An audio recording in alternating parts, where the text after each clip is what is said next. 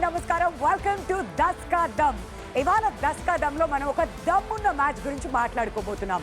Date April 12, 2025. Sunrisers Hyderabad versus Punjab Kings మధ్యన match. మరి Punjab Kings first toss గెలిచి batting ఎంచుకున్నారు. మనందరికీ తెలుసు ఈ రెండు టీమ్స్ అంటేనే బ్యాటింగ్ విధ్వంసం అని. మరి ఫస్ట్ బ్యాటింగ్ చేస్తూ 245 రన్స్ స్కోర్ చేశారు. అందులో ముఖ్యంగా వాళ్ళ captain Shreyas Iyer 82 runs score చేశాడు. మరి ఆ తర్వాత మ్యాచ్ ఆల్మోస్ట్ ఖతం అనుకున్నాం.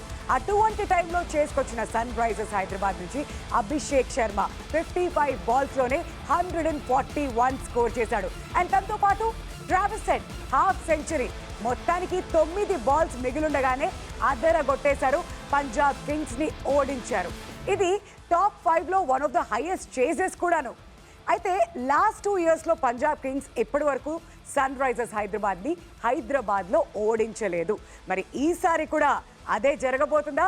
అదే జరిగితే ప్లే ఆఫ్ రేస్ మరింత ఇంట్రెస్టింగ్గా మారిపోతుంది. మీరేమంటారు?